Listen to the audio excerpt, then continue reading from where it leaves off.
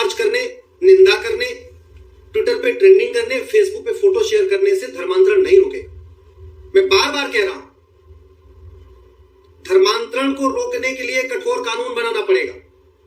धर्मांतरण हमारी राष्ट्रीय सुरक्षा के लिए खतरा है और हमारे पास राष्ट्रीय सुरक्षा कानून है जिसको एनएसए कहते हैं, लेकिन आज तक किसी भी धर्मांतरण कराने वाले जिहादी के ऊपर एनएसए नहीं लगाया गया। आज तक किसी भी धर्मांतरण कराने वाली मिशनरी के ऊपर एनएसए नहीं लगाया गया।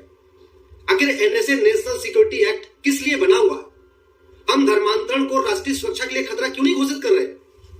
हम धर्मांतरण कराने वाले जिहादियों और मिशनरियों पे एनएसए क्यों नहीं लगा रहे? कुछ राज्यों ने धर्मांतरण खिलाफ कठोर कानून बनाया, लेकिन राष्ट्रीय स्तर पर इसकी जरूरत है और वास्तव में नए कानून की जरूरत ही नहीं है। इंडियन पिनल कोड में केवल एक चैप्टर जोड़ना है बस। इंडियन पिनल कोड में chapter 15 offence relating to religion है। हम वैसे एक नया chapter offence relating to conversion क्यों नहीं जोड़ देते इंडियन पिनल कोड में? एक चैप्टर जोड़ दें इंडियन पिनल कोड में ऑफेंस रिलेटिंग टू कन्वर्जन और उसी में धर्मांतरण को जघन्य अपराध घोषित कर दें, कॉग्निजेबल ऑफेंस घोषित कर दें, स्वतः संज्ञान लेने वाला अपराध घोषित कर दें, जिससे पुलिस खुद ही मुकदमा दर्ज कर सके, बिना शिकायत के भी दर्ज कर सके। धर्मांतरण को गैर जमानती अपराध भी घोषित कर सकते हैं। तो इंडियन पिनल कोड में एक चैप्टर जोड़ दिया जाए ऑफेंस रिलेटिंग टू कन्वर्जन और उसी में धर्मांतरण को गैर जमानती, नॉन बेलेबल ऑफेंस घोषित कर दिया जाए, जघन्य अपराध घोषित कर दिया जाए, कॉग्निजेबल ऑफेंस घोषित कर दिया जाए और कम से कम 20 से 50 साल की सजा का प्रावधान किया जाए। तब जाके धर्मांतरण रुकेगा, ऐसे नहीं रुकेगा। निंदा करने से, फोटो शेयर करने से, ट्विटर पे वीडियो डालने से इससे धर्मांतरण नहीं रुकता भैया। रुकना होता तब तक सब कर चुके होते। रुका क्या? कहीं नहीं रुका ना।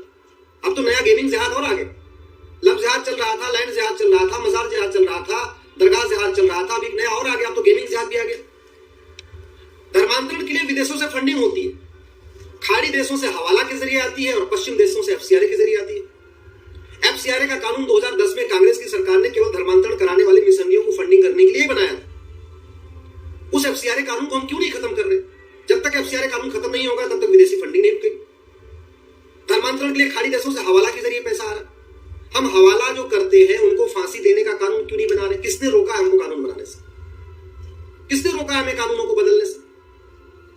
धर्मांतरण कराने के लिए जो इंटरनल सपोर्ट है, वकीलों का सपोर्ट, पुलिस का सपोर्ट, जुडिशरी का सपोर्ट, ये दिख रहा है ना, सबको दिख रहा है। आखिर धर्मांतरण कराने वाले नाम बदलते हैं, नाम बदलने के लिए वो क्या करते हैं? अपनी फर्जी आईडी बना लेते हैं और कई सारे तो ऐसे भी हैं जो बाकायदा डॉक्यूमेंट भी बनवा लिए, फर्जी आधार बनवा लेते हैं, फर्जी राशन कार्ड बनवा लेते हैं, फर्जी ड्राइविंग लाइसेंस बनवा लेते हैं, फर्जी पासपोर्ट तक बनवा लेते हैं। ये फर्जी डॉक्यूमेंट बनाने वालों की 100% प्रॉपर्टी जब्त करने और उनको 10 से 20 साल की सजा देने के लिए कानून हम क्यों नहीं बना रहे? किसने रोका हुआ है? धर्मांतरण कराने में जांच जल्दी हो, इसके लिए जरूरी हमारे पास नार्को पॉलीग्राफ ब्रेन मैपिंग कानून हो, नहीं तो पूछताछ करने में तो महीने क्या सालों साल लग जाता है। नार्को पॉलीग्राफ ब्रेन मैपिंग कानून बना दे, जो आदमी धर्मांतरण कराता है उसको उसका टेस्ट कर ले।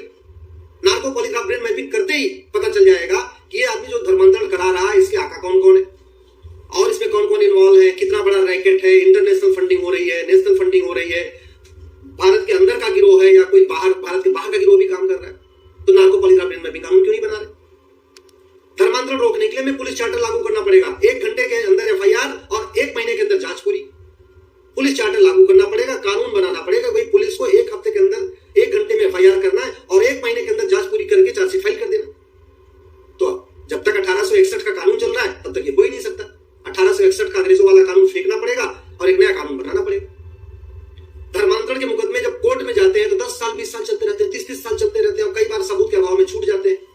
तो नार्को पॉलीग्राफ ब्रेन मैपिंग कानून बन जाएगा तो आदमी सबूत के अभाव में छूटेगा नहीं, लेकिन एक जुडिशियल चार्टर भी लागू करना पड़ेगा।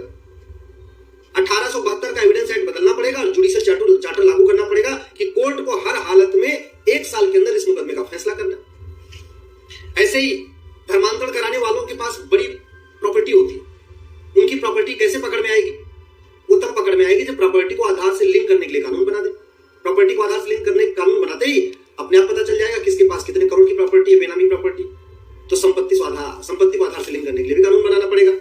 इसी तरीके से ये जो कन्वर्जन करते हैं, ये पूरा जो ट्रांजैक्शन करते हैं कैश में करते हैं, एक दूसरे से लगातार करते जाते हैं। जैसे कि जो आपका गेमिंग जिहाद आया है, इस गेमिंग जिहाद को आप सोचिए, गेम कोई अनाड़ी आदमी गेम डेवलप नहीं कर सकता, इसमें इंजीनियर लगे होंगे, इंजीनियरों ने गेम बनाया पूरा, तो इंजीनियरों को सैलरी गई होगी।